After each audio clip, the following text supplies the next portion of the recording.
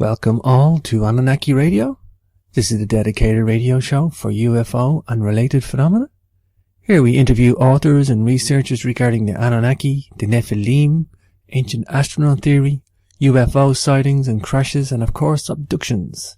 You can catch us on YouTube as Annunaki Radio and also like us on Facebook as Annunaki Radio. I'm excited to be speaking to two guests today. I think it's the first time I've had a husband and wife team on the show. However, I must say each person is individually specifically interesting in their own merit, and we're going to talk about each other's independent work. We're also going to talk about books that they have co-authored, talking about the Annunaki today. We've touched on this a few times on the show. Super interesting. Let me just tell you about Dr. Sasha Lessin before I bring him on. Dr. Sasha Lessin, PhD, author of the Annunaki Gods No More, and producer of the highly popular website enkispeaks.com. He studied with the late Zecharia Sitchin for many years, and Sitchin asked Dr. Lessin to create popular courses to revise ancient anthropology and add the aliens and the Annunaki on Earth from 450,000 BC to 300 BCE. To appreciate ethnology, Lessin's speciality in anthropology, he invites you to empathetically review stories of our ancestors recorded and recited of extraterrestrial gods. Let me tell you a little bit about Janet Lessin. Janet Kira Lessin is a lifelong scholar, an experiencer of extraterrestrial and interdimensional contacts. She's a student of Sitchin also. She immersed herself in studies of Ninmah, the Anunnaki, and received direct downloads from Ninmah, the geneticist from whose womb we all received our mitochondrial DNA. Janet expresses Ninmah consciousness, peace, longevity, respect for consciousness, justice for women on Earth, and membership in galactic society. She's also co-authored Annunaki, Legacy of the Gods with her husband, Dr. Sasha Lessin. Wow, and if that wasn't an entrance enough, we also have they have a radio show, Aquarian Radio. So without further ado, welcome guys. Thank you. Thank you for having us on your show. We're very blessed that you've invited us to be here today. Wow, it's I love what you guys do. You put so much time into your websites, your radio shows, your books, and publicizing yourself is a full-time job as an author. And I see a lot of authors out there, they just publish the book and they leave it go and they hope for the best. But you guys, you have a good dynamic, and I see a lot of effort go in. I know this from myself, and fascinating subject as well, guys. We're going to get into that. I guess, Dr. Lessin, if you could tell us a little bit about you, the anthropologists, the education background, that respect, and then how you fell in with Sitchin as well. Okay, I'm from UCLA, and I have a PhD in anthropology from UCLA. And at the time I was going to UCLA, the anthropologists were forcing everything into an evolutionary perspective, and so that all of the sudden achievements of Sumerian civilization and so forth, the professors were constrained to make it sound as though they evolved. And the same too with physically. They were using this model that we had to come from a simple primate and evolved. And of course that model has, American Indians were supposedly came across the Bering Strait when the sea wasn't so high, and that they finally worked their way all the way down to Tierra del Fuego in South America. And it was just a bunch of nonsense, because the evidence that we now have is that Earth was seeded by terraformers, that we did not evolve from simpler creatures at all, but that we were deliberately engineered from the genome of full intellectual human beings, the Homo sapiens from the planet Nibiru, and they dictated records to the adapted species, the slave species, that's us, about how they came here and how they used some genes from Homo erectus, which was one of these intelligent hominoids that had been placed here. That's the ancestor of modern Bigfoot that's still around. And when we started looking at all the supposed species that evolved in the Cretaceous and so forth, we found that no, they were all there, and nothing ever evolved to another genus. Yeah, there's ratiation and microevolution is indeed true, but macroevolution isn't. And as far as the great movements of civilization, we find that indeed, when the Anunnaki, after the Great Flood, decided they were going to make us more self-governing, they were here in order to get gold, and we were created to mine gold for them. And they deliberately introduced metallurgy and kilns and those kinds of and their form of government and debt, and deliberately made us pitted against each other, so we could never realize there's only about 1,000 of them and there was hundreds of thousands of us. And they had detailed records of how they took people across both the Pacific and Atlantic. They had a huge spaceport by Tiwanaku on top of the Andes, by Lake Titicaca, and they were all over the globe. They had a global network with landing fields in their structures. They had pyramids, which were their powerhouses, and they had orientations with the stones, like Stonehenge and other similar structures, Göbekli Tepe and others, which basically let them know calendars and computers where they could actually see how we aligned as the precession of equinoxes shifted Earth about, so that they could always navigate back and forth. And on this globe, they had spacecraft, they had shuttles, they had a geosyncric system, and they had a base on Mars. And basically, all the old anthropology and people that were stuck in academia were, you lose your job if you say, well, my mentor, who's made his career on evolution, is wrong. Fortunately, I guess my mentors aren't around anymore. They're older guys. But in any case, I started studying with, Zecharia Sitchin and looking at all these old Sumerian, materials, and the evidence is overwhelming, not only of the Anunnaki, but of other, that we've been visited by extraterrestrials from time immemorial and way before the Anunnaki came, which was only 450,000 years ago. Wow. Wow, Dr. Lessin, awesome. You're so passionate when you speak. You know, I actually just twigged a memory there. I think the first book I ever read in alternative history, if you want to call it that, was Gods of the New Millennium by Alan Alford, and in it he cited a lot of Sitchin's work.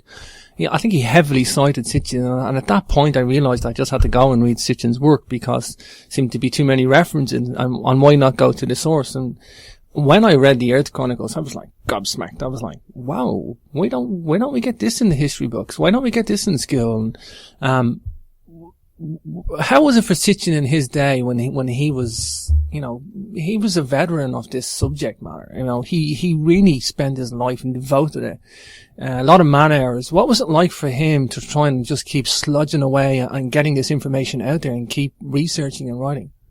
Well, he after a while became annoyed with doubters and people that would attack him, and he reached the point where he said, I'm not going to appear on the stage with anybody else. I don't want to be in a big argument. I want to present my evidence. And he presented it in huge detail. And we went to all these seminars where we actually we take things apart sentence by sentence by sentence. He was infinitely patient.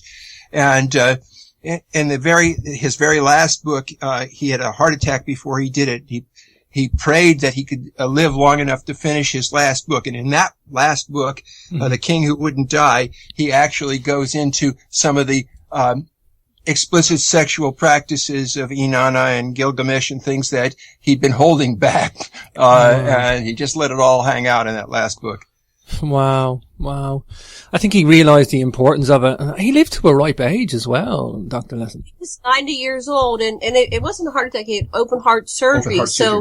And I think he got 2 more books out after that, but he sat on the edge of his bed. He told us this at the conference in 2005 in Florida.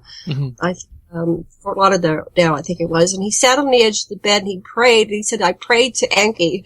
And I said, if you help me get through this surgery, I will do another book for you. So, after that, when we had seen it before that, the open heart surgery, but afterwards, his heart was literally open. There was a huge change in him.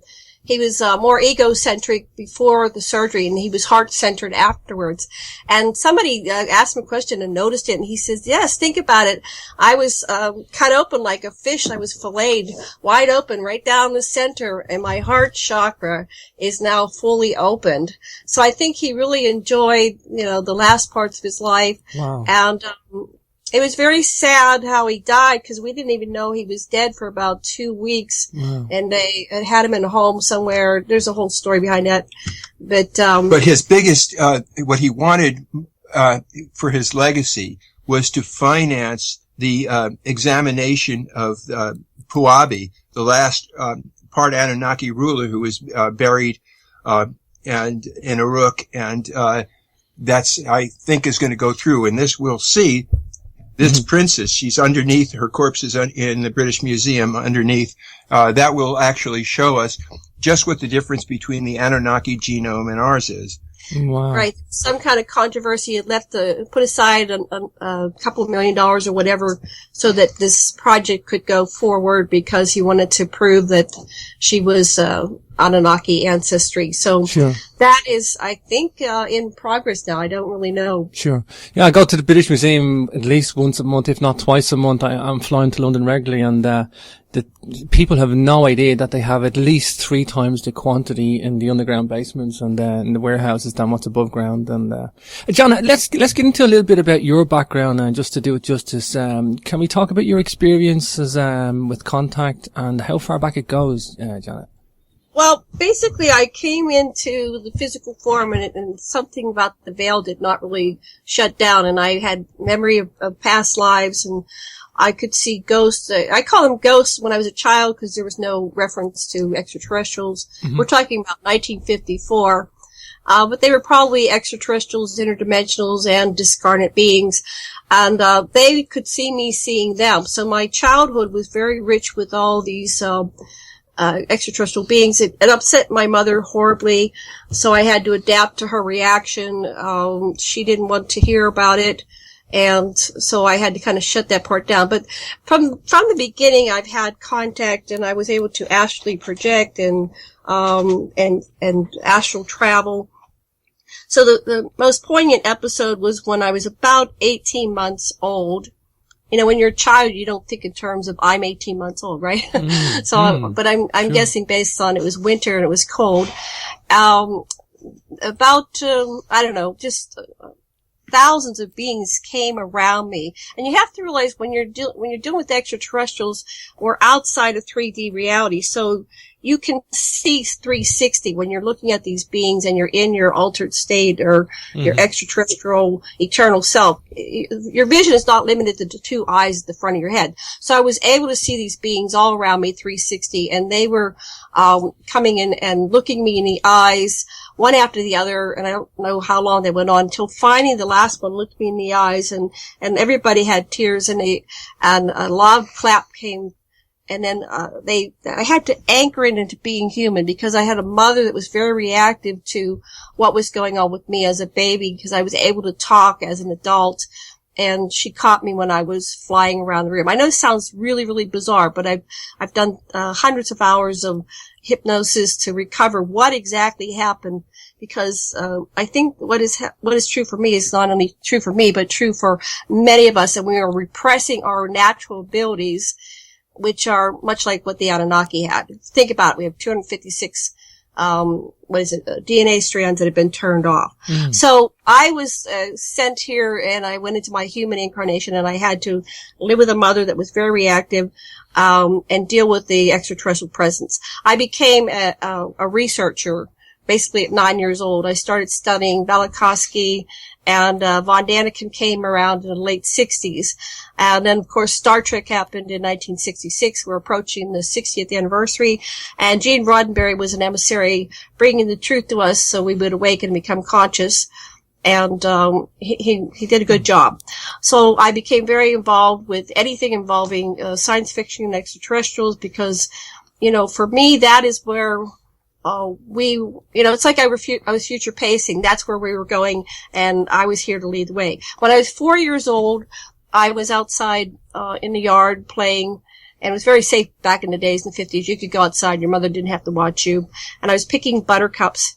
And I had them all in a row, and I made them all even, and I had them in my hand. I was going to take it back to my mother. And I was stepping over a little tiny fence. And as mid-step, suddenly I was up on board a mothership. And they created, what I've learned by working with experiencers is often they create scenarios which are comfortable for the person, so they have a reference point for the experience. So they created a theater for me. And I came and sat into the front row center of this huge theater, and there was a large concave screen in front of me, and they started showing me scenes, 24 different scenes of the potential future histories of the Earth. What could happen? These were multiverses, potential realities. And they started out with a side view of the planet Earth, and a beam came from 3 directions and destroyed the Earth, and it was stardust. And then they faded, and there was another scene, and the Earth was intact, but there was a lot of destruction. And they kept fading and showing me different scenes, 24 different scenes, the worst being total destruction, all the way to utopian realities where everything was incredibly gorgeous. And once again, you're in the other type of communication. People think of telepathic communication as having to be language, but it's concepts. You get entire downloads and concepts way beyond the human mind. And so while I was visually seeing things, I was getting conceptually everything that was happening on the planet in terms of destruction and what species and what parts of the planet survived. And at the end of these 24 different future histories, they said, which multiverse do you choose? And I chose one of the utopian ones. And upon choosing, I was returned to Earth, where I was continuing stepping over this little fence. And then there was a final kind of goodbye, and they left. And then I realized they said I had come here to do something very important, and that when the time was right, it would be okay for me to come out. And so now the time is right, and I am coming out. And I'm working with all these other experiencers. I knew not to go in and talk to my parents and my sister and brother because they couldn't handle it. But I did confess to my brother years later. He was the most open-minded of the whole family. Sure. And he's the one who helped me become a researcher. So he was 7 years older than me. So he would get these books that were kind of above my normal years, but he and I would read and talk about it. So I really owe a lot to my brother who helped me. And he introduced me to Sitchin. At what point, that was my next question, John. At what point did you find Sitchin's work then? I'm working to piece that together. It was probably in the late 70s, early 80s, because I already had been studying von Daniken and Velikovsky. Now, we lived in Pennsylvania, so we didn't know, it wasn't a New Age community, so books would kind of filter to us.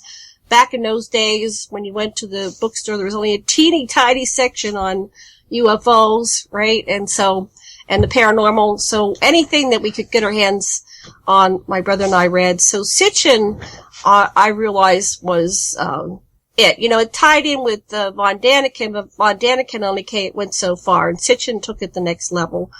And, so things had come full circle. So I started doing a UFO discussion group at Penn State University when I lived there and worked at the university, and we had between 30 to 50 students. We met once a week, and we just we played whatever we'd get VHS videos of whatever television show. We would have a discussion. So it was hot. And then we had Linda Moulton Howe come, and she was still pretty new back then. This is 89 or 90. So that's kind of, then I met Dr. Lessin in 97. Sure. I had been researching this all my life. So, we're talking about starting in the 50s, and here it was 97. I didn't know where he stood on the matter. So I put the book, The Gods of Eve, on the back of the toilet for him to hopefully read. And one day he came out and said, "Oh my God, is there more?" And so we went and bought all of Sitchin's books. And then right about that same time, his friends who ran the Prophets Conference said, would you like to come? We have this guy, Zechariah Sitchin. And it was just beyond synchronicity. It's like, yes. So then we started traveling with Sitchin and going to the certification programs. And we're going on 18 years together. We have been obsessed with the research. I think that's the sign of a good researcher, though, Janet. That's definitely the sign of a good researcher. In anthropological sense, then, Dr. Lessin, where is the legacy of Sitchin today? Are we further along in terms of DNA studies, genetics, Neanderthal, stuff like that? Yeah, we are largely to Lloyd Pye as a seminal work showing that basically microevolution is valid, but macroevolution is invalid, and does not at all show what has really come down. And also, the earlier work shows that there's been many extraterrestrials, the coneheads, or Capensis, and small grays, and so forth, who have visited throughout time. Sitchin put his main attention on the Annunaki, who only came here 450,000 years ago, but Michael Cremo has documented skeletons of huge human beings from way, way earlier, 60 million, even one at 600 million years ago. And so that we know that Earth has been visited continuously, and unlike Van Daniken, we find that the Anunnaki and their spawn didn't go back, that they are still the ones in charge of the power elite or planetary oligarchy that run this planet to this day, and run it down, I might say. In terms of either theism or evolutionary biologists, the script that they give us just doesn't work. And I always say to the naysayers anyway, Dr. Lessin and Janet, that, there isn't anything else that fits. This Anunnaki model, like, of genetic manipulation fits perfectly. And there is no corresponding theory to put itself in the running. To look at how this came about is that the evolutionists were reacting against the creationists, the Bible thumpers, so much that anything that sounded like intervention, and of course they couldn't conceive in the 50s and so forth of off-world or influences, anything that smacked of creationism was rejected. It had to be evolutionism. And so what Pye has shown us is what we really have is, he calls it interventionism, where we have seen that the Earth was systematically seeded with the organisms that would provide the basis for the next seeding and the next seeding and the next seeding, and so it goes. Wow. And having been raised Christian, Sitchin's work was a logical explanation for the biblical stories, which is what we're finding with our research. So. Sure.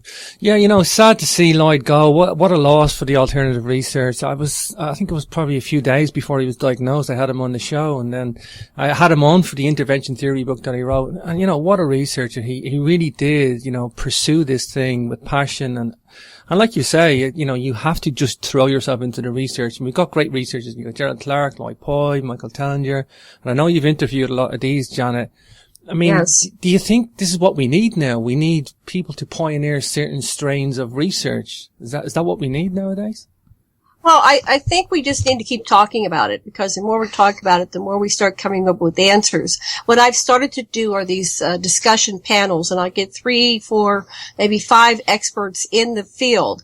Up until now, we've been kind of divisive and coming from ego, and it's like, I can't share my secrets because I need to sell my books. But money's not it, and we've got to do more, because we're, we include the conspiracy information in our research, because you have to look at everything. I'm not saying I agree with everybody, but I've got to look at it to see what's really going on. And if you follow the thread of all these different researchers, what doesn't fit will not fit, and it'll be thrown out, it'll be tossed out. It's like a group gestalt. So when we have the various researchers coming together and we're just talking about the issues, then many of the researchers get the huge ahas. They go, I never thought about that. I didn't have that piece of information. And so that's what we're doing. We're just like you. We're interviewing everybody, but the next step is the panels and us coming together and putting aside, our differences. Okay, we can talk about it. We can even very politely say, I differ with you on this conclusion, and just put it out there. And it's taking us to another level. And I'm not exactly sure exactly how it's doing it, but it is a process that is. Well, reality is an elephant. We all grasp a different organ of the creature that reality is. And so, whether it's like a snake or a tree or something else, depends on our perspective. And I think that almost every perspective has something to add. For sure. I just come back, as you guys know, I just came back from the Hidden History Conference in Bosnia with Michael Tallinger, and I sat through the maybe 4 hours of a presentation, which he said he cut down. he reduced to 4 hours, something like that. And people can catch that in the archives, but I'm absolutely godsmacked, at the amount of evidence that the guy has put together. I mean, Michael has done a great service to research, and he really is like a lone voice down there. He's screaming out, going, look at all these structures and the quantity, their function. This is crazy that there is, what I'm trying to allude to is there is evidence on this planet. It's wide, it's varied, it needs to be categorized and researched from different fields. I mean, Sitchin really did leave a legacy, didn't he? And people have carried the can and really continued. Yeah, I agree that Michael really has, Tellinger has really moved it along. And what he's actually done is he's shown how sonar technology, is available to us using the energy of the earth and facilitating it. Christopher Dunn has shown how you get a stagnant pool, say underneath the Great Pyramid of Giza or Angkor Wat in Cambodia, and then you pump it under pressure, and it starts this wave going upwards, which then you have a combination of hydrated zinc and HCl that come together, and they make a hydrogen explosion, and then using inverse kind of it's using the crystals, inverse Piazzoli or something like that, it's called, where basically you facilitate it, get it up going higher and higher in a toroid. And they had these waves of energy they could pick up with their stations. They could broadcast to monoliths all over. The lights of Luxor were lit. They had advanced technology, and they knew how to move stones. They also had something like our modern Brown's gas, where you could make a chemical stone, not just an aggregate cement, but there's actual a chemical binding. So you have a whole mile-long sandstone piece that they made it soft, and then it became hard and glazed all around Angkor Wat.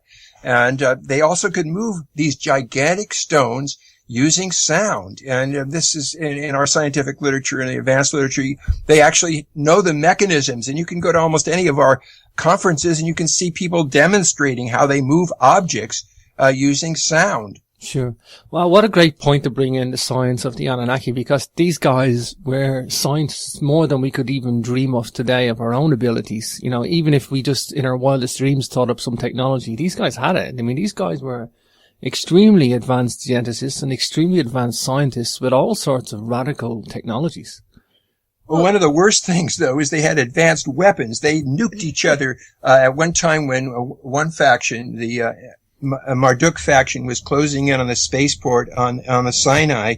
They had taken a lot of the cities in Canaan, especially the cities on the south side of the it was called the Salt Sea then, and they nuked them. That's what made the Salt Sea the Dead Sea. But the fallout from this nuking then blew over all of Iraq, Sumer, and wiped out their whole society. Plus, we have from Harappa in the Indus, tephra, the result of a nuclear explosion. And Lot's wife wasn't turned to salt; she was turned to vapor, just like those poor old ladies in Nagasaki and Hiroshima. Oh, but they probably had Stargate technology and teleportation, and Andrew Bishago has been on a modern day version of these different technologies, and so they were able to time travel So these are the things that are being repressed and hidden by the world governments, and that's one of the main reasons they went into Iraq is because of the Stargate technology. Mm-hmm, mm-hmm. Okay, guys, look, we're getting into some Anunnaki stuff and technology stuff here. Let's mention the books, Anunnaki Gods No More and Anunnaki Legacy of the Gods. Tell us the premise for each book and why one's slightly different than the other. Okay, well, the first one is which I'm currently revising because I've got so much more information. But the first one is a comprehensive study of what was happening on the planet Nibiru, where they had their military dictatorship, and how this the fight over who was going to be the ruler took place, and then their atmosphere was blown apart by their travels through space, and so they needed gold, and they wound up coming to Earth to get the gold.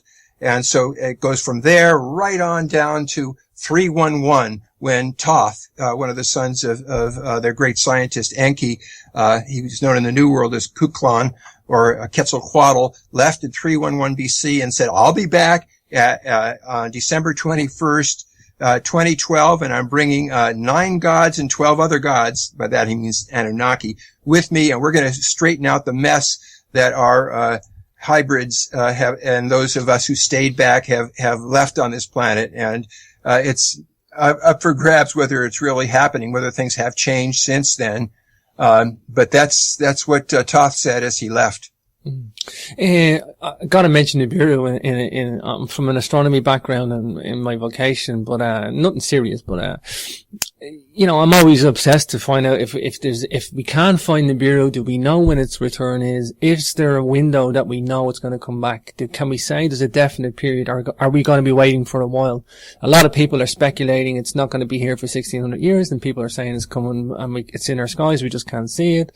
Do we know about its infrared? Is it going to be visible? Astronomically, in a practical sense, do we know, its whereabouts? Well, Andy Lloyd has pointed out that he thinks it's way out in Delphinius, near Sagittarius right now. And what we're passing through is the 180 degree Lagrange point. That is the detritus that stays in the path, the orbital path of Nibiru. This is detritus left from the collision of Nibiru and one of its moons, the evil wind that struck Tiamat, which was the proto-Earth, and knocked it from its orbit between Mars and Jupiter to its present, and the big part became Earth, between Venus and Mars, of course. And that the great big place where it got hit was a Pacific basin, which lacks any kind of a mantle of any length. It's only 12 miles deep, whereas the mantle on the rest of the Earth is 65 miles deep, and it's only sediment and volcanics that have given it any mantle at all. So that it's periodically not just Nibiru that comes through, but also this stuff, also at the 90 degree, and right now the 180 degree Lagrange points. Now there's a lot of argument among professionals about just what's coming through, but something's coming through, and we have pictures of all kinds of huge craft around the sun right now, and we can see them zapping pieces of debris or something large that keeps coming in. There are craft up there that are protecting us, and we have lots of documentations of Valiant Thor and other extraterrestrials that have been protecting the Earth. Mm-hmm. Right. So we have other researchers in our team. We have Dawn Hall, who's taking all the Evans. Dawn Hall's doing the infrared photos, and every day she posts them on Facebook. Robert Evans has been gathering what's going on with the Soho. You have all these different pictures out there and YouTube's about the second sun or the dark star or whatever's happening here. Mm-hmm. But if you look at the Exodus with Moses, whoever he was, and it kind of ties in with now. Nibiru will return. I know, Sitchin, you couldn't get him to really say. We all kept asking, when's it coming?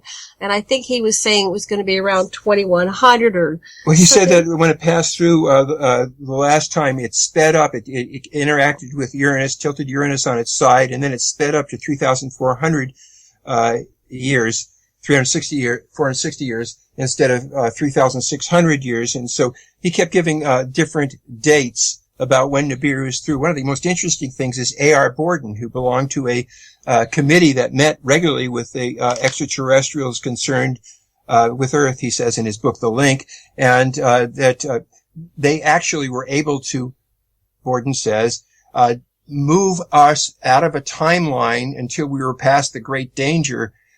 So we don't know whether Nibiru is going to come through and wreak havoc or not, but have as much fun as you can while you can. It may be passed already.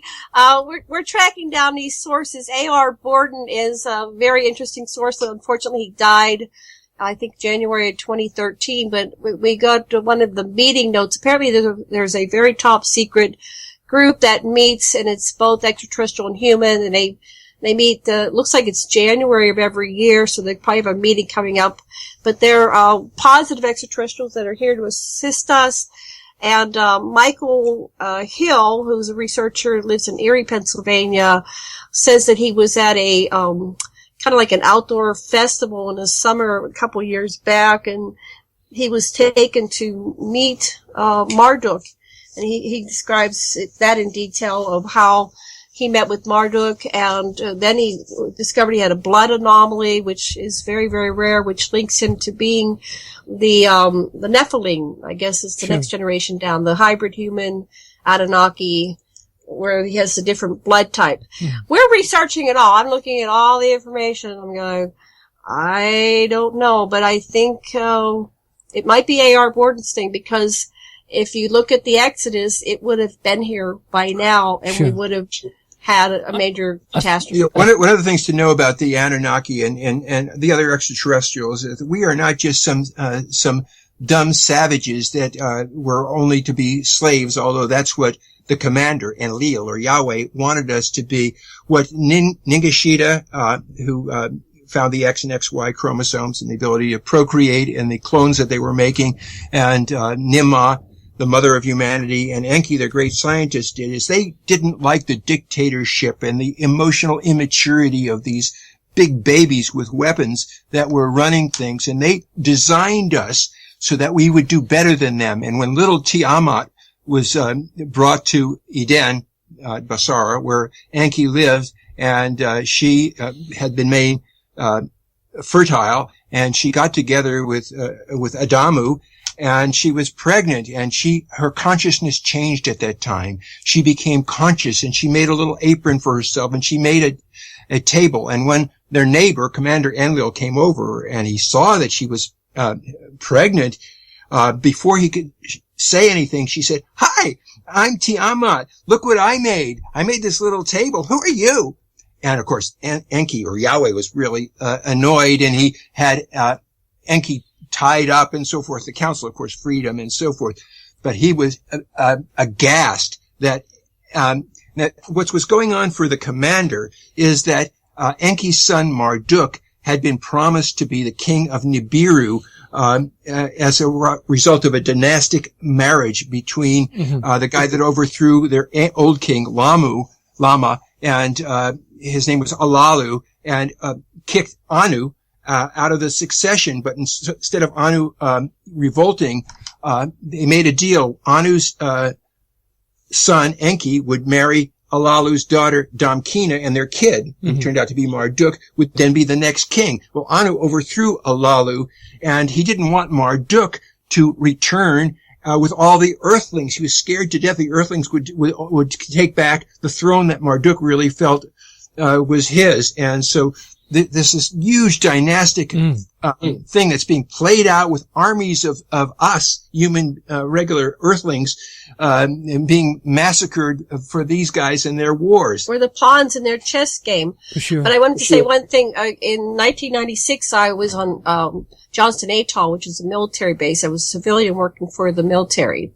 And I was taken to an underground installation. 6 Greys came and carried me. They took me to a shuttlecraft along with a young man that I had taken on as a lover at that time.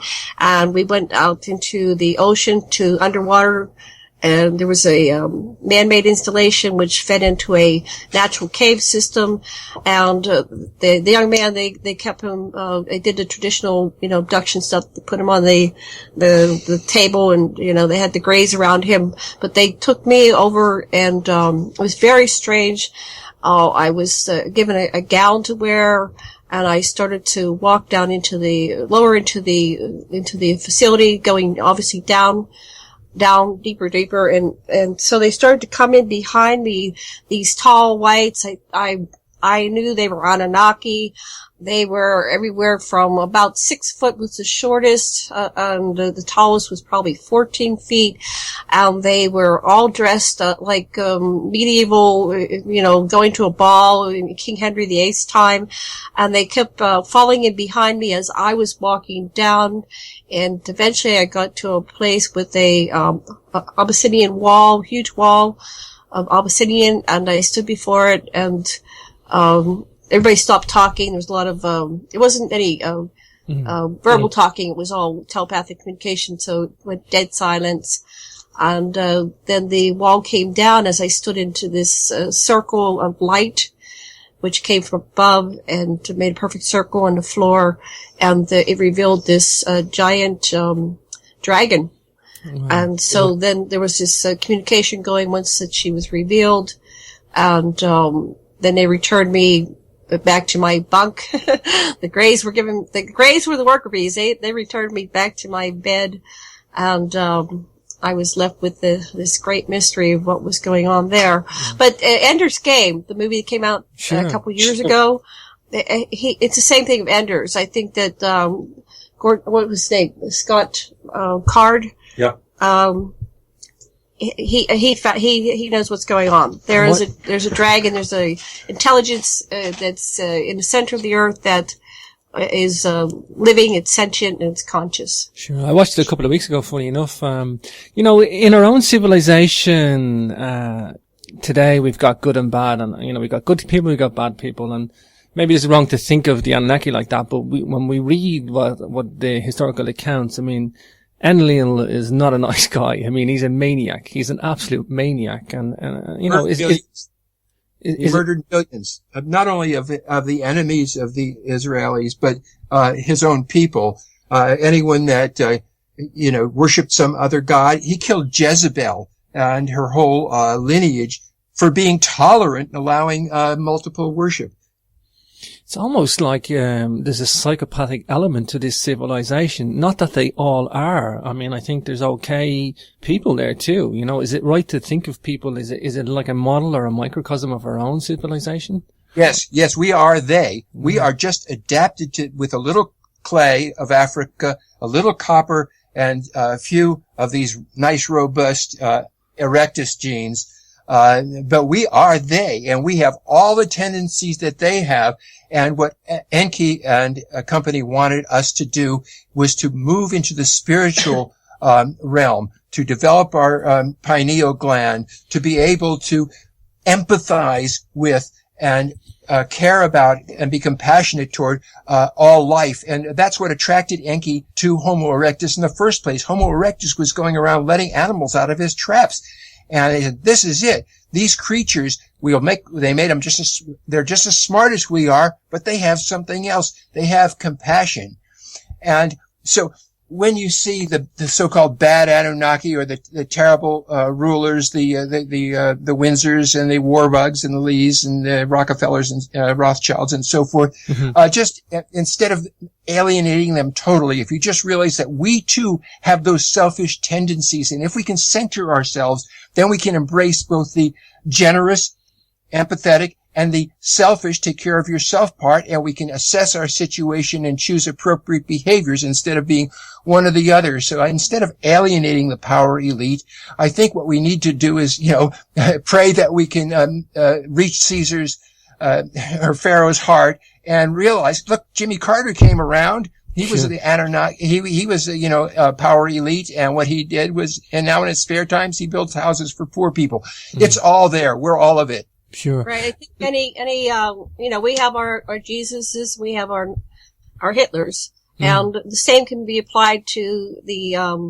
reptilians. There are good and bad in every species. We need to look at people as individuals. Another factor that we've been factoring into this research is apparently there are these interdimensional beings they call the Archons that may have taken over, because we see the first generation of the Anunnaki when they came to the planet, they were cooperating, but suddenly the succeeding generations that were here under the influence of the Earth sphere, where probably the Archons reside, they started to get a little bit crazy. Inanna acted bizarre, and so did Marduk, and Inanna was the granddaughter of Enlil, and Marduk is the son of Enki. And so we're looking at that maybe they're obsessed or they're taken over. And actually, Ninkashita Thoth said in the Emerald Tablets of Thoth, beware of the beings that come into the council and they take over our leaders.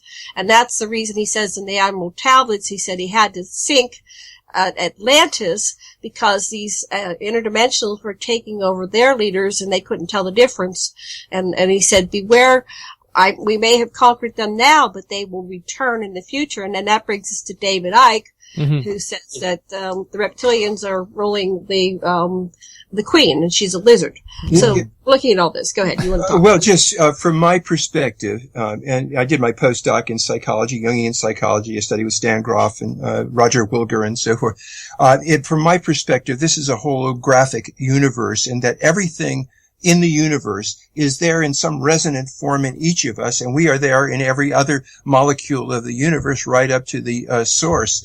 And so that if we can accept the parts of ourselves and integrate them, and we can synergize with them, and there doesn't have to be an other.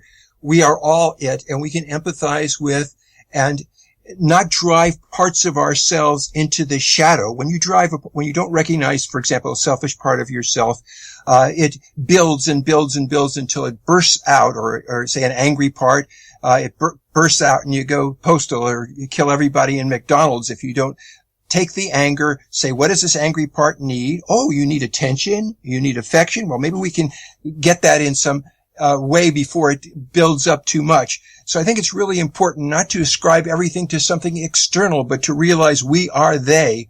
We're all part of this evolving universe, and the universe evolves higher and higher consciousness, in my opinion. Well, that gets, and I'll have you ask a question, but that gets to the point that we created this continuum to begin with at the highest level of our existence. See, when I was on board the ship, I was no longer, Janet. I was my eternal self. I was in full recollection of who I was as an eternal being. So we have that part of us that we can access and remember and realize that the game exists because we presented it. We created it. So we decided to consciously come down into this matrix and participate in it. And so, when you watch a movie or a play, who are the greatest actors? They're usually the villains, right? So we need our villains in order to have the polar opposite, in order to identify who we are in relationship to that which we don't perceive ourselves to be. Sure. I get the impression Enki had his heart in the science. He was a pure scientist, and that Enlil was the baddie. He's the warmonger of the crew. Yeah. I think you're right. Yeah. Tell me a little bit about Anu for the listeners as well, and who Anu was. Anu of ANU, because he actually appeared. Yes. He actually appears in Irish mythology as well, and they call it the Paps of Anu. So a lot of people may think they arrived from Israel or Middle East as well. Well, it's obvious to me that the early settlers of Ireland were refugees from they were Annunaki, and they came way before the other settlers, and they were there before lots of other people came. And we also know that the Picts were American Indians. They were the same people, the blue-coated, tattooed people.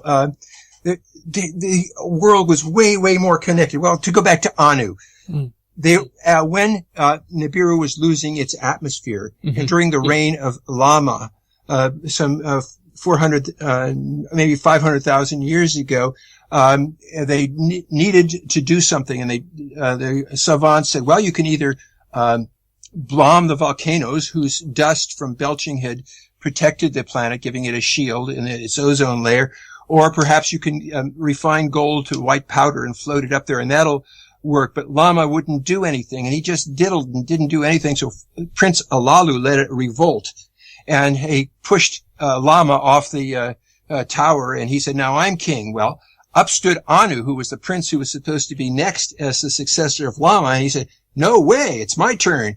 And Alalu said, "No, let me be king, and like I said before, your son and my daughter can marry, and their kid will succeed me." And so Anu said, "Well, look, I don't want civil war. I'll go for it."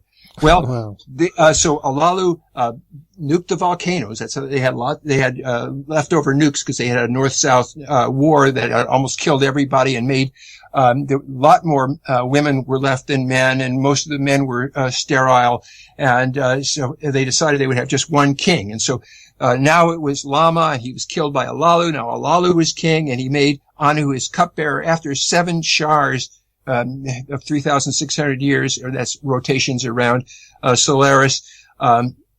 Anu challenged Alalu, and they had this naked duel out in the central stair of Agade, their capital, and Anu won.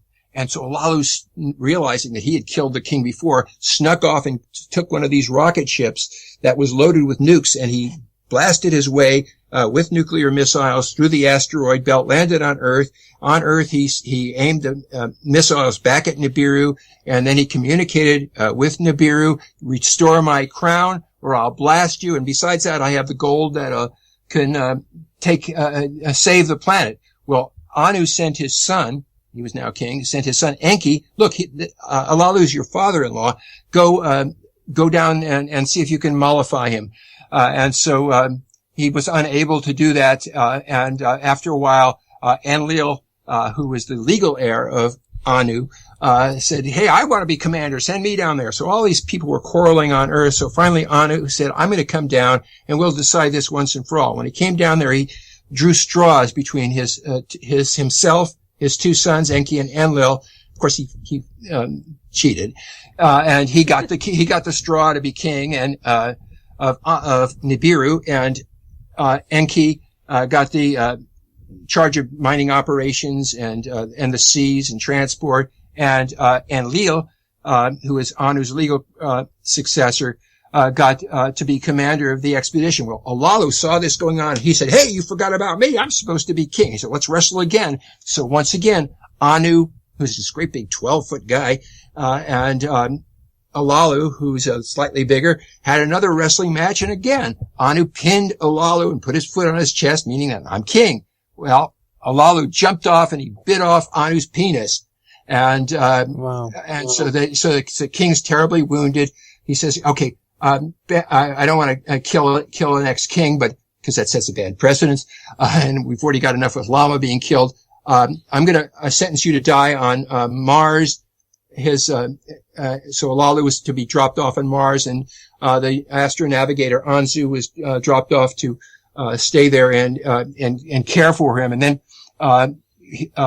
King Anu said to, Anzu, "Look, I'm going to send my daughter, Nimma, and some nurses back, to Earth because doctors, for my establishment, but I want you to establish a transshipment base on Mars, and we'll have other transshipment bases because it doesn't take as much blast off from Mars. It has a thinner atmosphere. It had water at the time and a thin atmosphere.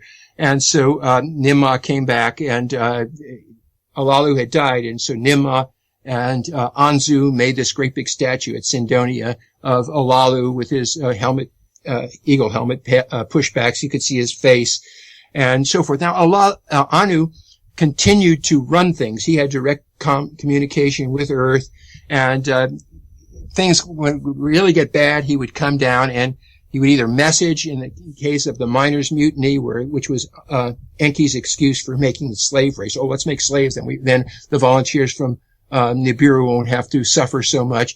So he came down then, and in 3840 BC, he came down to deal with all these competing factions, and he bedded and made his courtesan Inanna, who was his great granddaughter, and so he would intervene from time to time whenever there was at one point Inanna was chasing Marduk through the Great Pyramid, and she was about to catch him, and he radioed back, "Listen, don't you catch him. He's got incredible weapons. He's going to kill you.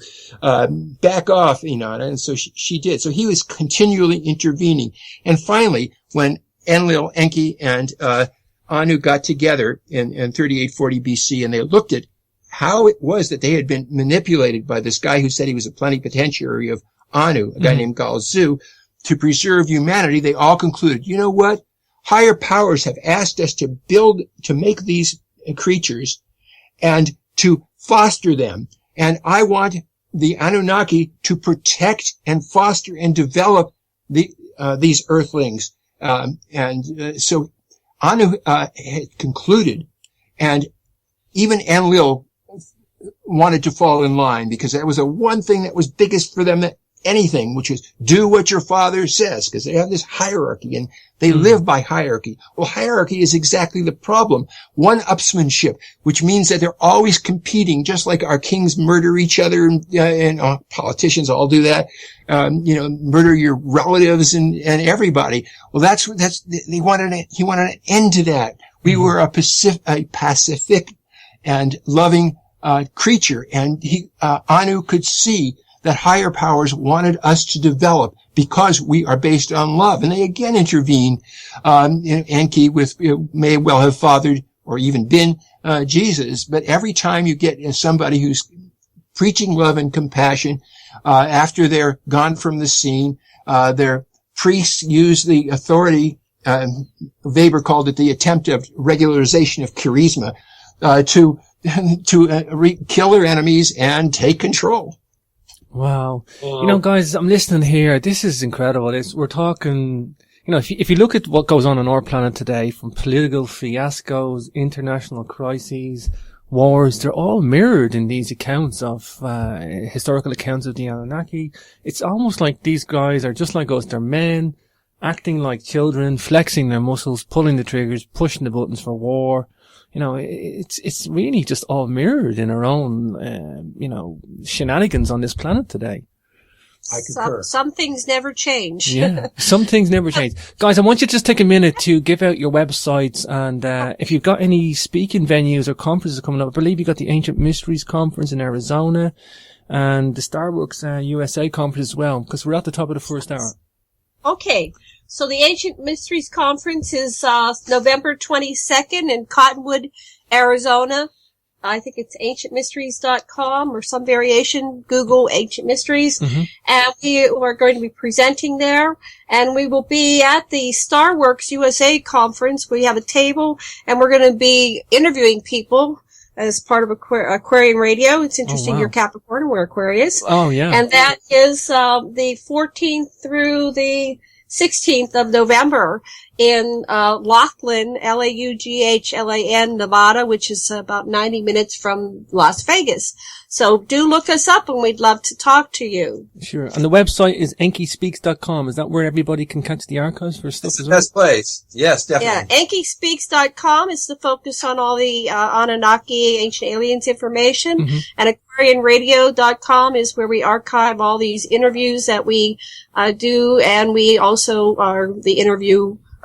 Sure. So check that out. And then I have another site called Ninmah, NINMAH.com, which I'm working on putting up. And we need to talk about the goddess at some time here. But okay, I think that's it. And extraterrestrial contact is another one where I just put UFO information in general, because it's a huge field with lots of subcategories. Hi everybody, and welcome back to Capricorn Radio. We're talking to Dr. Lessin and Janet Lessin, and we're getting into some of the Anunnaki chronicles of historical accounts, and obviously getting into some of Janet's experiences as well. Nice to tie this in together, guys. And funny enough, I had a question before the show. There is a lot of Anunnaki authors out there, but I don't know of any that has experiences. So maybe with just for you, Janet, because you were talking about other entities, interdimensional or other people other than the Anunnaki, as I should say. Do you look into the Dogon, into that group, and that their knowledge of, quote, the Numu, who people say they're totally different and they were against the Anunnaki? Well, I haven't done a lot of research into the Dogon, unfortunately, but I have been to, because it's an experiential type thing that, the way the contact is, it's different than my research, right? Sure. So when I was, having these experiences, you're having them and you're trying to figure out what is really going on. And sometimes they take me physically. I've had physical markings. Sometimes the contact is, like a, spiritual, astral type connection. So for example, one time I went to a meeting, which was like a huge United Nations type meeting. There were over 100,000 individual beings. They were conveying to me that is not the limit of the sentient conscious beings that are part of this. And they use the word federation because I have a Star Trek, background. They call it the Federation of Planets, but the universe is so immense and this contact is universal with all these different beings, and they are living in peace and harmony. And so most of the universe is very peaceful. I have had very intimate relationships with the Greys, with the Annunaki and Tall Whites. When I was 10 years old, a mantis came and rescued me from a situation where I felt like I didn't want to live because a boy had molested me. But the mantis came that night and restored my will to live. I had an ongoing encounter with a reptilian being that was trying to literally take my soul out of my crown chakra. It was like a soul sucker. And years later, I got guidance that said, go watch a Harry Potter film. And then I saw Harry Potter and he's dealing with these, wraiths that are trying to suck his soul out. And I said, yeah, I've been there, got that t-shirt, Harry. So I've dealt with all these different beings, and there are many other types. There was a transparent being, which Stuart Swerdlow also talks about. And so these beings I've dealt with my entire life, and I still, to this day, have ongoing contact. What I do, sometimes I bilocate. I can actually be on another planet or in another dimension or on board a ship, and I'm sitting there and I'm aware that I'm connected to my body, and the sun is coming up and the birds are singing. We live in the jungles of Maui, and it's very tropical here, it's very beautiful here, and I'm still connected with this this other world. They do a lot of what do they call those things where they the name for it, screen memories. They do a lot of screen memories because what happened earlier on when I became aware I was in another reality until I learned how to do this. And Whitley Strieber talks about learning how to sit with extraterrestrials, because the human body has the fight or flight potential. And when you become aware that you're not in this reality, you're in front of an extraterrestrial, there's a tendency to jump back into your body or to return to the earth plane and not stay in the experience. So becoming aware of it was first. And this, anybody out there that's an experiencer, you can learn how to relax into the situation, and then you will get more of the experience. And if you catalog it, if you document it, if you write it down, however you do it, YouTube, blog it, whatever you want to do, you'll start realizing the patterns of your contact. And there are far more people on this planet having contact than what we're aware of consciously. Sure. So, Janet, do you think in a way, I know we talked on the break there about blood groups and blood types and genetics groups, and do you think maybe in that respect there's people that are contacted more so than others because it's perhaps easier, do you think maybe there's other variants of reasons why people are contacted, maybe an experiential reason that they have a life path to laid out for them? I'll say that, and then Dr. Les wants to say something.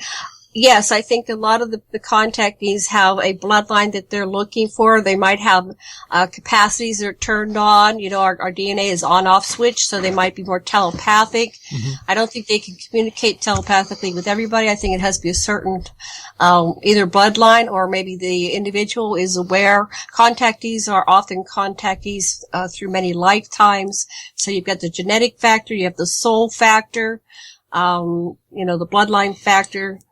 And what did you want to say, honey? Okay, so I have my a master's in counseling.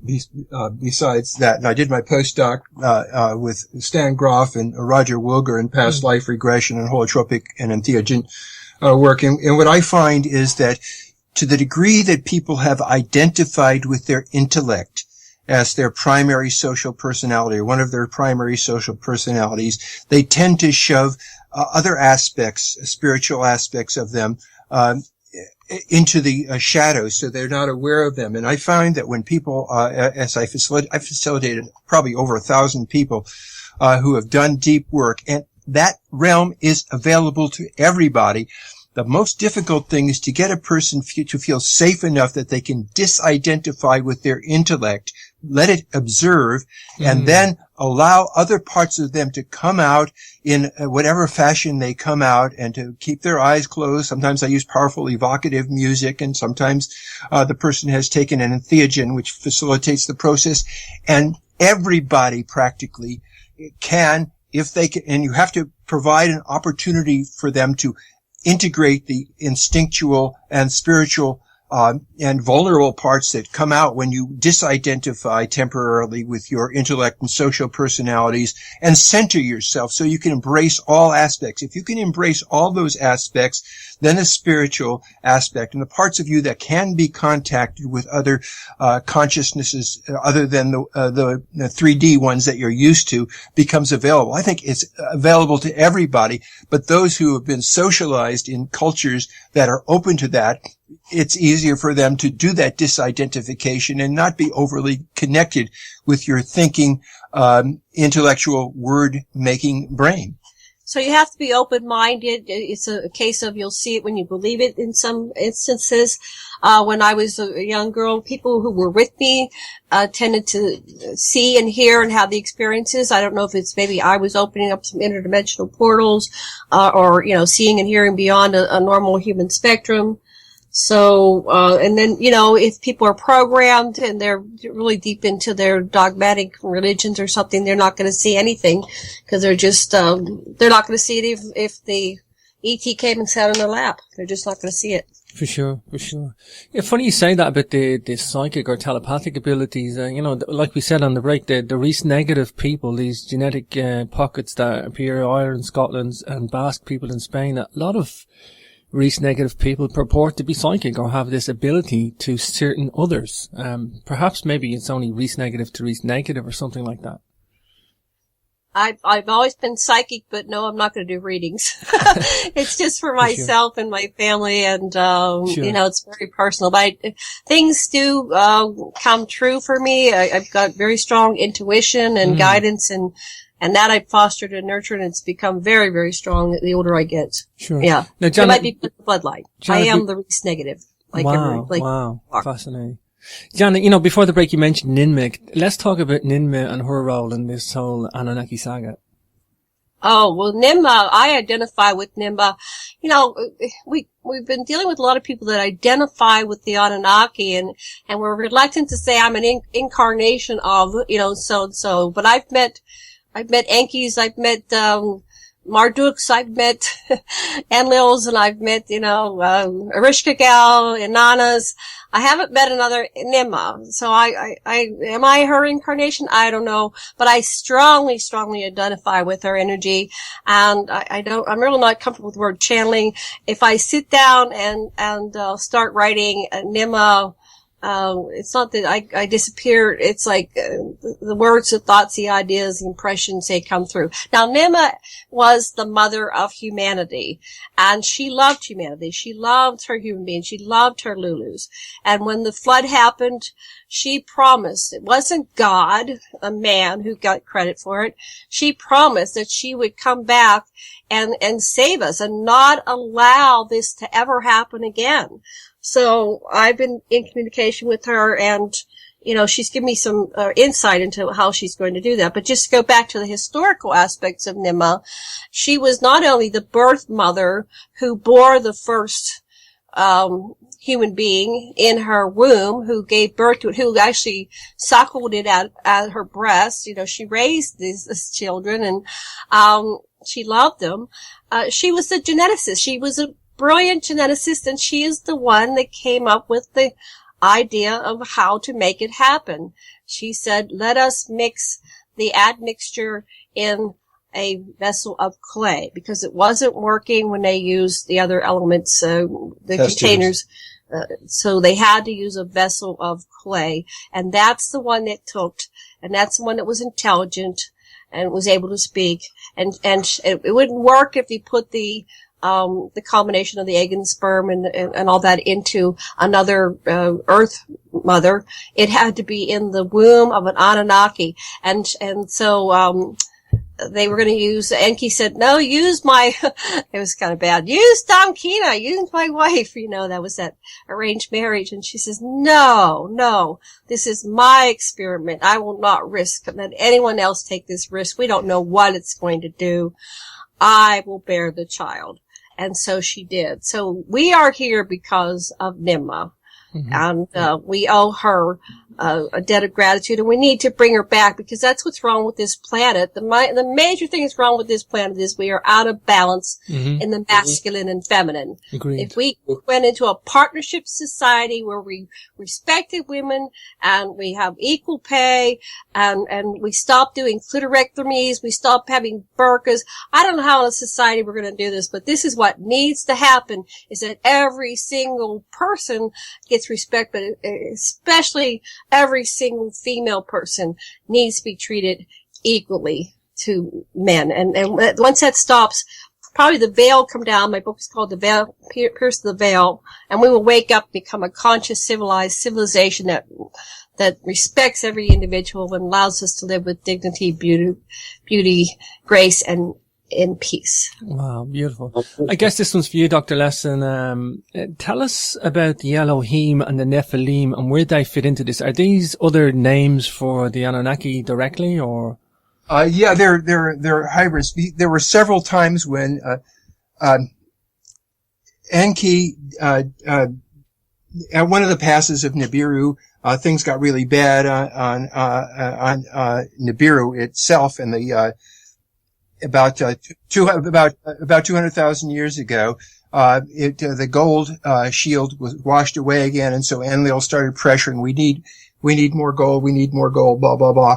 And so Enki decided that he would make the humans even more intelligent. So he found two of these pretty Adamite girls, and he impregnated them, and they had the children Adapa and Titi, and these were incredibly brilliant children, and they Damkina and Nimma and Enki raised them. They were polyamorous, and they were all together, and they gave these children incredible education. And it was soon apparent to everybody that Adapa was the smartest thing around. Anu had him brought to Nibiru. This is the Bible takes this up and calls it Enoch, but it was Adapa. And then Enki kept making kids with the prettiest girls in each generation. Not only Enki, but all the Anunnaki did. And his greatest accomplishment, his overseer was a guy named Lumach. And Lumach had a beautiful wife named Batanash. And so the workers, as Enlil gave more and more demands for more work and don't use so much food up, started hating Lumach, who had to enforce these. And so Enki said, well, look, Lumach, I'm going to protect you. I'll send you down to Marduk. He'll teach you some more stuff. And for her own good, I'll send Batanash over to Nimma's place in Shirupak. And as soon as that happened, he zipped over there and he made love with Batanash and their kid, Ziasutra, who we know as Noah, who was Enki's child. And that was one of his big motives for him going into alliance with Ziasutra and giving Ziasutra the computer program of how to make the submersible. When Enlil saw that the humans, the illegal species, that's us, wasn't wiped out, and he saw that on top of Mount Ararat, there was, wait a minute, Jan's giving me something in the middle. The 200 men from Mars, that's the Elohim. Yeah. Tell about that. Finish your flood story. Oh, Janet. Okay, excuse me.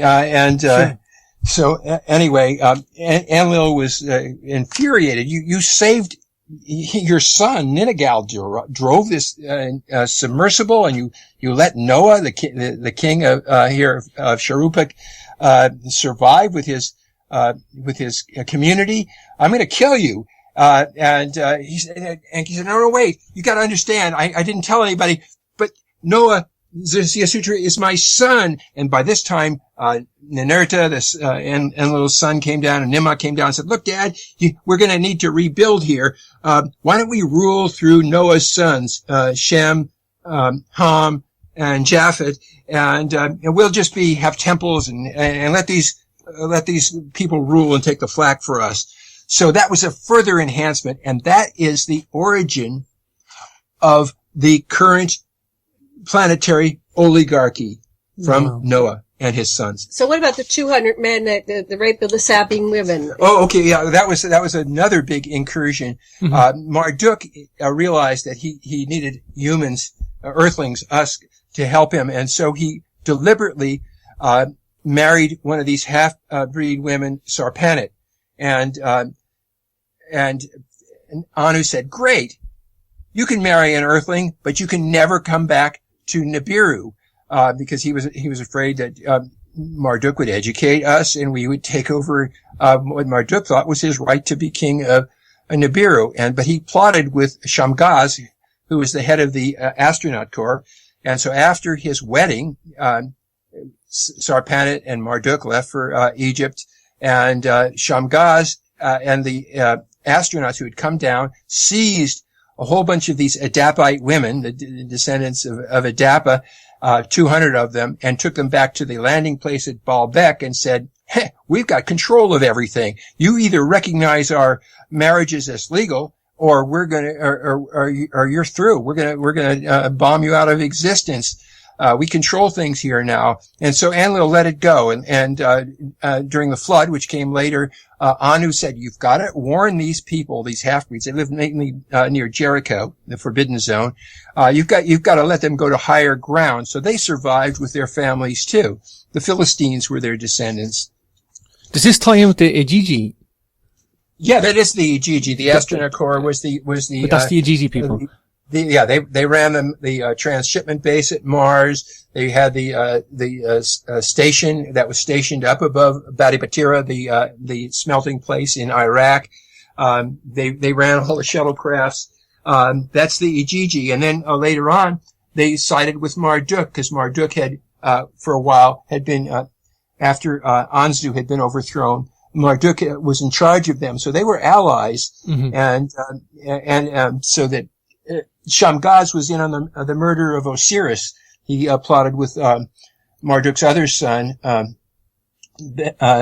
Seth, to kill Osiris, and so that's the other line. You know what grabs me, guys? We're talking here, having a great discussion, and we're getting into the nitty gritty.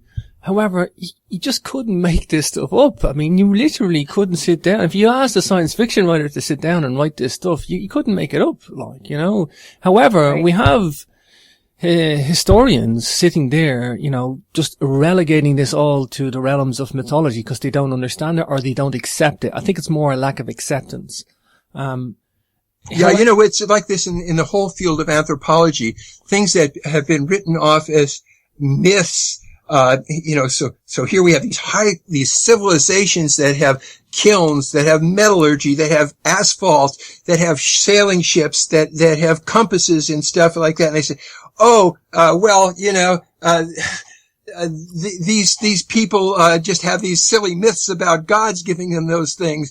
They're not myths at all. A flying chariot is an airplane. The submarine that swallows Noah is a submarine. We have pictures of Enki wearing a frog suit with wearing air tanks on his back. It's like we just were. The 19th century historians did the best they could with what they had, and our ancestors used the metaphors and descriptions that were in the cultures that they had, and they were written off as myths, but they ain't myths. They are our ancestors are just as smart as we are, and they lived longer too. So they had more. And so what they are saying, they're just using their words for to describe things. But it's worse than that. The three major religions, Judaism, Islam, and Christianity, were probably created by Enlil to keep us divided and conquered. We have George Orwell's 1984 talks about the three different countries, but it's actually the three major religions. There are other religions, but every time you have a religion introduced, it divides us and separates us and keeps us in some kind of eternal war with each other. And there's only one species here. We can all mix with each other. Look at it in terms of what is a race and what is a species. We can breed even with the Annunaki. We're able to mate with an Annunaki, so we're all one species here. Sure. But the artificial separations of race, religion, color, creed, countries, patriotism, all that stuff is meant to keep us warring from each other, so we never figure out what's really going on. And I think that's what this is all about. And they introduced religions like Mormonism. Moroni was a holographic projection. Joseph Smith said, "Why do you keep saying the same thing again, identically?"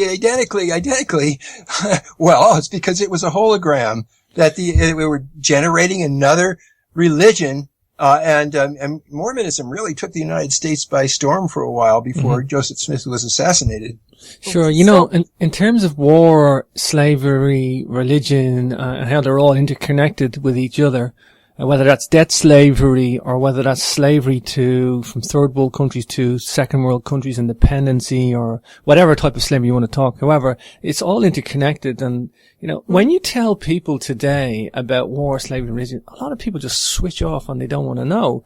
And maybe it's perhaps that there's something in the human race today that they're less awake, they're less aware, they're switched off to kind of human concepts.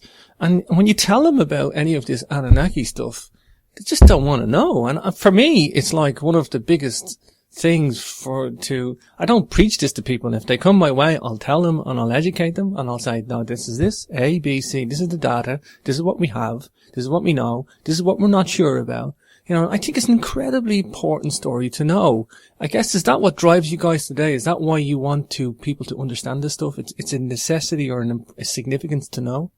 Absolutely. I have had my visions when I was a small child of Israelis and Egyptians taking their weapons of mass destruction, making a great big hole, and driving the tanks in there, and then throwing dirt on top of it. And then the Egyptians showed the Israelis their folk dances, and we did the hora, the Israeli dance on top of it, and we all loved each other in peace. And this is my vision that I got from not an Anunnaki, but from a real mensch, a real human being named Irving Lessin, and that's the vision that has carried me to this day. And I think the reason why they go blind is the religious and cultural conditioning programming that they come into. It's called the God spell, or it's the Ray told us it was the God virus. The God virus. We come in and we get indoctrinated into religion or a belief system based on where we're born,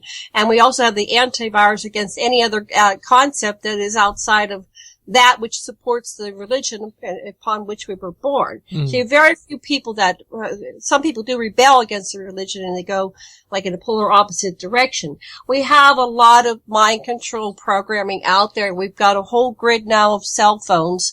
We had television and radio, and now we've got cell phones. So there's a lot of mind control and programming. And then we have implants. People are getting vaccinations and they're getting RFID chips in there, and we're not sure of the mechanism. This was the problem that Stuart Swerdlow and his group at the Montauk Project, they had to overcome the mind control programming. They had all been implanted. But consciousness is. So we have the source, the creator of all, oneness that sent us down into physicality. So the whole time we're in here in physical form, there's a part of us that is working to wake up and become conscious and ultimately reconnect with source. But you don't have to die. You can have heaven on earth, and you can wake up, become conscious. But the problem is when you're conscious and awake and everybody else is asleep, you're going, oh, now what do I do? I'm the only one awake. But it's kind of like lighting a candle. You'll wake up. We're reaching critical mass, and soon, like in the fairy tale Sleeping Beauty, enough of us are going to wake up that this whole morphogenic field shifts and the veil comes down and we all start wiping the sleep from our eyes and realizing that we were, in a dream. Yeah. In that respect, I always like to teach a philosophy of faith and belief, that there's a stark difference. Once you discern the difference between faith and belief, faith is okay, but once you believe in something, that can be either good or bad, but people don't kill for faith, people kill for beliefs, and I'm particularly talking to religious ideals here. And there's nothing wrong with religion if you don't harm anybody. However, how many religious wars have waged on this planet? And in that respect, once you believe in something, you're so dogmatic, you're so held on to that, but what's wrong with faith? There's a big difference between faith and belief. And it's something that, it's only through education and awareness, you realize. Guys. It's be live. So what do you want to live? Do you really want to live that? Want to live that. So, that's why I don't identify with any organized religion because, most of them have people marching off to war. So I am so against war. War is the enemy of humankind. And so I'm very spiritual though. So. Sure. Do you think then, I know you've had your own experiences, Janet, that, and this is kind of, was answered when we said if Nibiru is not near us at the moment, or maybe it is, but, people say there's Anunnaki on the planet as we speak. Well, oh yes, there is. Yeah, there are. Are we talking actual Anunnaki, or are we talking descendants of Anunnaki? Both. We're talking about. We have a researcher that his name is Glenn Bogue, and I really identify with his research. And he says that Enki and Nima have been with us all along, and they come in and they experience lifetimes. They pretend to age. Just like many science fiction episodes have had the immortal being that comes through, pretends to age, and they move on. Especially in ancient times, they weren't tracking birth and deaths like we do now. So, he thinks that, and we'll have to have him on one of our shows, something, where you can talk to him. But he has this whole idea of, Enki is, Jesus. And I agree with him. For a while there, I was thinking that, Jesus was the son of Enki. But, he said, no, this was all, and what his logic is that Enki and Nima finally got married. See, they were forbidden to marry. Remember, Anu, wouldn't let, her marry Enki because, she had this child by Enlil, Ninurta, and so she was forbidden to ever marry. So finally, the wedding at Cana, the Jesus and Mary, that is actually Enki and Nima. And Nima is, Mary, and she comes down and she, not Mother Mary, but Mary Magdalene, and Mary was the image at Fatima and all these other visitations of the Mary. If you just want to Google the Mary, visions, that's, Nima. So Nima's coming here and she's still, like she said, I'm not abandoning my children. I'm protecting them. I'm here. I'm not going to let this flood happen again. And Enki is, probably over there in the UK, and he's doing the crop circles. In fact, one of the crop circles said, he finally answered, someone asked, who is the author of these crop circles? And it came back that this is Enki. So wow. I think they're still here. Another way to look at it is they're in each of us.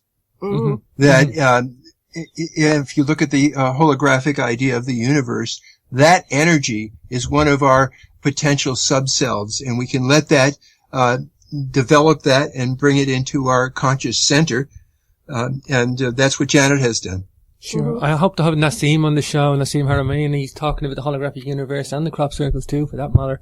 But yeah, an important point that this holographic nature of the universe, and that kind of lends me to some of the science and technology of the Anunnaki that, if it was purely about slavery, and perhaps it was at the start, but, I don't think they would have taught us so much, scientific concepts, or maybe they just left scientific concepts here. Do you think there was originally just a basic?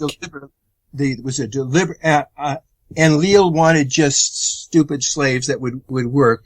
Enki, Nima, and Ningishita wanted to create a superior being that was better than them, wow. That was free of their lust for slavery, one-upsmanship, and lack of compassion. It was we were deliberately created to do better than our creators. Pioneers, in a way. These guys are pioneers. Mm-hmm. They noticed that the indigenous creatures were letting out these other creatures, animals that they had captured. They were going and setting the other animals free, and that's why they chose the precursors to the humans. Yeah, Bigfoot, hominoid, is still here and is an intelligent being that's in the places that us people with they're built differently. Their hands come down by their knees. Their feet are completely flat. There's not one bone in Bigfoot or Homo neanderthalensis, or it's just not like us at all. They're just another smart species that's avoiding us, basically. But they're here on Earth. Isn't there something about the human nature that wants to be spiritually evolved? On the good side, I know there's bad aspects to our human nature too. But, absolutely. That drive of every creature and every being and every molecule is for evolution to higher and higher unity, till we get back to source and realize we are all one. Well, and to have no suffering and to be evolved in a spiritual sense. There's something in the human nature to strive to that. Yeah. Yeah, and we were heading that way with the baby boomers. We really were heading that way, and somehow like I said, when I was 4 and taken on the mothership, somehow our reality had been hijacked. I have a lot of, former friends that were former like hippies, and they go, this is not the future that we were heading to. And that brings us back to the Montauk Project and the Philadelphia experiment, that every 20 years, it was August 12th, 1943. Then we have 63. That's when the biorhythms of the planet are all in alignment, and the powers that be, whoever they are probably in Montauk. I don't know where they are really now, but they do these experiments and they hijack the timeline back. So we're not where we were originally. Our reality keeps getting hijacked. But as souls, as spirits, we are the chooser. That's what they told me on the ship. They said, you can choose which timeline, which reality you want to be in. And it's not like you can just automatically jump from timeline 1 to 20. It's like a lanes on the highway. So you have to go down and gradually shift over. But you as the chooser and the co-creator with source and the creator of all of this paradigm, this matrix, this reality, you can choose to shift over to one of the positive utopian timelines, and probably the ones where everybody's killing each other will still exist, but you personally can get yourself on a better trajectory instead of this whatever this is that's going on now with planet Earth. That's why I don't watch the news, I don't listen to it. I go, very nice, thank you very much, and next, and I switch the channel.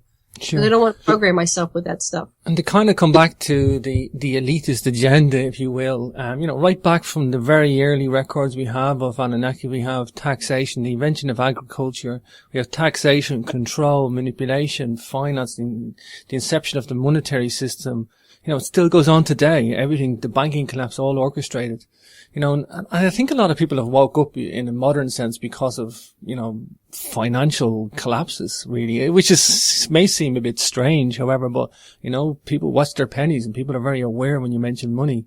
Do you ever see us freeing from that, money control system? Definitely. It was a deliberate introduction by Nanar, alias Allah, who ran things from Ur after they decided this was a more efficient way. Let's get everybody in debt. Let's get the same thing Alexander Hamilton did with the United States. Oh, let's get the United States in debt so we can be part of the game with everybody else. So this was a deliberate introduction by the Anunnaki to use debt as a form of slavery. And so the financial crisis is a big wake-up call. Just like for my generation, we had our wake-up call. A hero named Mario Savio jumped on top of a car at Berkeley, California and said, no, we won't support this war in Vietnam. We won't support any other war. We love all human beings. We won't war anymore. Mm-hmm. Mm-hmm. In a sense then, there's a lot of people say that we got like bloodlines in full control of the planet. Do you think that the bloodlines that are probably left are warring factions among themselves? Do they even know the truth about their own lineage, or are they a little misguided? They absolutely know. Max Weber a long time ago said it's impossible to have a unitary bureaucracy without policy competition within it. So even when you have an ultimate dictator, you have factions, and it's impossible for them to be ever totally unified. I personally believe that that certain bloodlines, through financial institutions, all fund universities to feed the evolutionary biologists with exactly the right funding that they need to promote this idea. I really do believe it's all to promote. And, Charles Darwin, he didn't even half believe, or he wasn't comfortable, I should say, with his own evolution book on evolution. And in that sense, do you think people are just so far gone down the wrong road that they're never going to wake up? Do we need people to wake up? Is it going to get to, like you say, critical mass?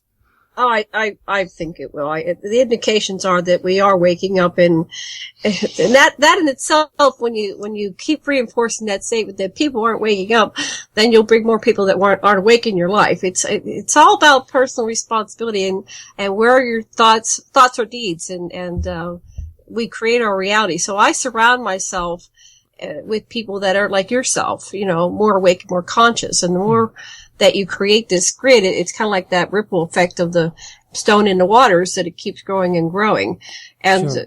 Anyway, so that's what I find, James, is that we are doing part of the job ourselves. That is, when the intellect receives certain kinds of information, it can't ignore it, because our intellects have preserved us thus far. Yeah. And so if you give a person enough information, they're either forced to totally reject it by this antivirus thing, or if it's loaded on enough, they are bound to allow their whole cognitive framework to reorganize to accommodate the new information that they've taken in. So all we got to do is get a hearing, and this is what we're doing right at this moment. Right. We're working here in the United States to get the Disclosure Project onto Capitol Hill. Stephen Bassett has created over 7,000 DVDs of the, 3 or 4 days or 5 days that was recorded last year in the citizens' hearing on disclosure in Washington, D.C.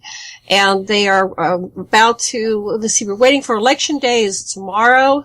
And I think the day after that, they are sending these DVDs to Capitol Hill, to all the lobbies, to all the everybody here, and there's going to be a percentage of them that open these and wake up and start becoming aware that they've been lied to, that the government's lying to them, and that the extraterrestrials walk among us, and that we've had this for over 60 years. Yeah, the idea is to get these people to hold a congressional hearing again, and it'll put pressure on the higher powers like the president. Well, look, is Congress going to bring this stuff out? Maybe I should do it first. And the Pope is saying, well, maybe I should announce that the ETs are here first, and there'll be a rush to, or Hillary will. Sure. There'll be a rush to see who can take credit for the ETs, and however, I think that disclosure already is taking place right here, right now. The millions and millions of people who have experienced contact couldn't be making all this stuff up.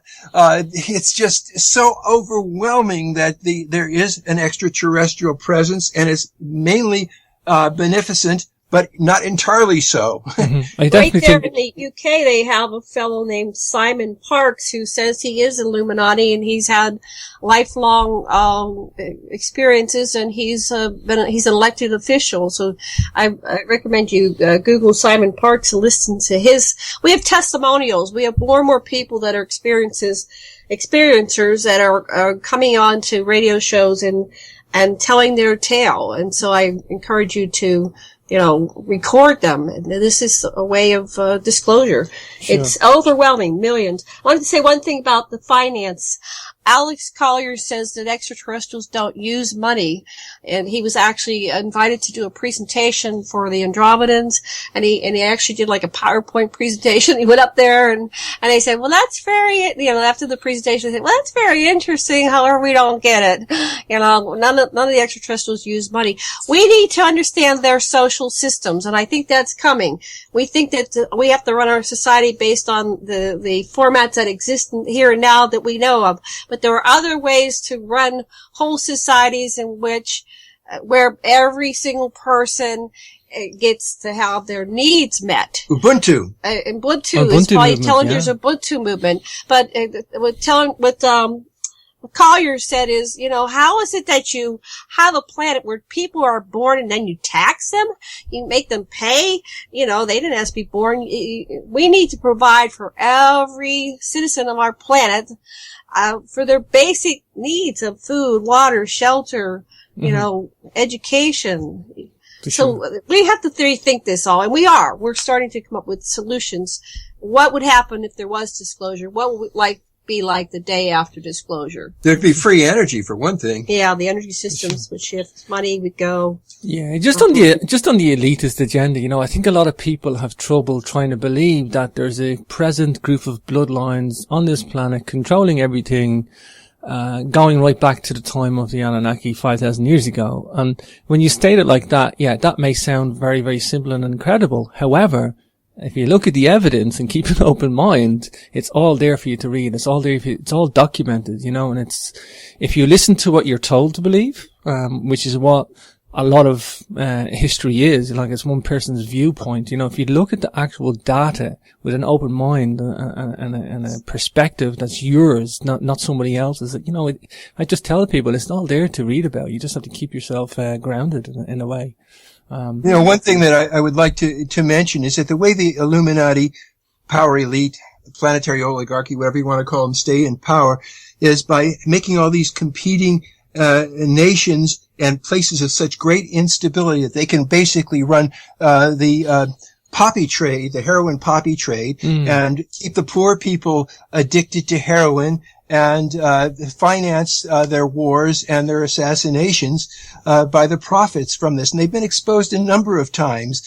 That's how they that's what the war in Afghanistan was all about. That's what a lot of the war in Vietnam was all about. It's all about supporting the drug trade of the Illuminati. They addict people to heroin, and they make money on this stuff. Sure. I think you're right. I think, like I said, the financial collapse woke a lot of people up, but also the perpetual war game that's played out on this planet. This perpetual state of war that the planet's in. Many wars are raging on the planet. It's all orchestrated, and it's all done for gun running and addictions and drug nations to, keep people addicted, to keep the supply and demand there and to keep control in place. Guys, we're at the top of the second hour. It's been absolutely fascinating talking to you guys. Dr. Lessin, hope you come back again sometime. Janet Lessin, I hope you come back too. And I look forward to the new book that's coming out. Give us out your websites one more time before we wrap things up. EnkiSpeaks.com, AquarianRadio.com, Ninma.com, and ExtraterrestrialContact.com. Oh, wonderful. Listen, guys, fascinating talking to you guys. Keep up the good work. You really do a great service for this subject matter. You really, really do, and it's great to see. I'd like to have you do a thing on the megaliths of Ireland sometime on our show. Oh, yes, for sure. If that's an open invite, I'll gladly take it. I love talking. I'm passionate about the megaliths. I really, really am. And, I think I have something different on it. I look at the astronomy and I look at the acoustics, and don't normally mention it on the show, but a lot of people know that anyway. But fascinating subject matter too. And I think there is a lineage going back to the supernatural race of gods, the Tuatha De Danann. So for sure, let's do it, guys. Let's do that. All right. Well, we look forward to it. So thank you once again for having us on the show, and much love and blessings and aloha from Janet and Sasha. Aloha. Aloha. Aloha.